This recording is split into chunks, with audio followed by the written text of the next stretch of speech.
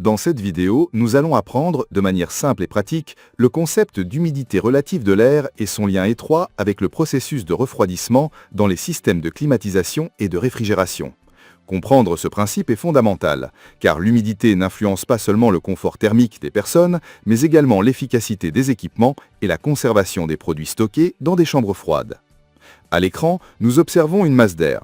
À l'intérieur, de petits cercles bleus représentent la quantité de vapeur d'eau contenue dans ce volume. Si la masse d'air est tellement saturée qu'elle ne peut plus stocker de vapeur supplémentaire, nous disons qu'elle a atteint 100% d'humidité relative.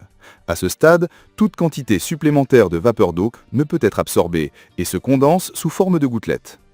Mais que se passe-t-il lorsque la température de cette masse d'air augmente ?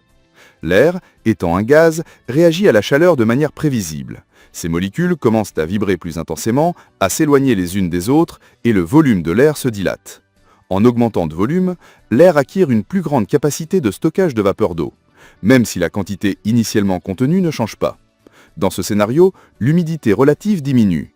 Par exemple, si elle était de 100% auparavant, après l'augmentation de la température, elle peut descendre à environ 66%, car il y a désormais plus d'espace disponible pour que l'air accepte de la vapeur supplémentaire.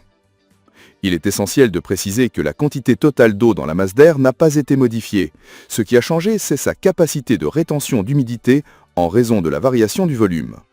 Cela explique pourquoi, lors des journées chaudes, l'air peut absorber davantage de vapeur d'eau et pourquoi, en présence d'une source proche d'humidité, il a tendance à la capter plus facilement. Voyons maintenant l'effet inverse. Lorsque cette même masse d'air passe à travers un échangeur de chaleur ou l'évaporateur d'un système de climatisation ou de réfrigération. Dans ce processus, la température diminue. En se refroidissant, les molécules d'air perdent de l'énergie, se déplacent plus lentement et le volume de la masse d'air se contracte. En conséquence, l'air réduit sa capacité à retenir la vapeur d'eau. Si à ce moment-là l'humidité relative était déjà proche de 100%, la diminution de volume fera que l'excédent de vapeur ne trouvera plus d'espace pour rester à l'état gazeux et sera libéré sous forme de condensation, donnant naissance à de petites gouttelettes d'eau. Ce phénomène est exactement ce qui se passe dans les systèmes de climatisation. Lorsque l'air ambiant entre en contact avec les surfaces froides de l'évaporateur, l'humidité se condense et est éliminée sous forme d'eau. Un contrôle adéquat de l'humidité permet également de réduire la sensation d'inconfort liée à la moiteur.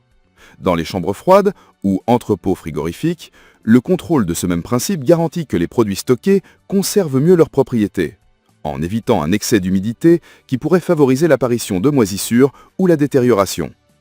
En résumé, l'humidité relative ne dépend pas uniquement de la quantité de vapeur d'eau présente dans l'air, mais aussi de la température et donc de la capacité de l'air à retenir cette vapeur.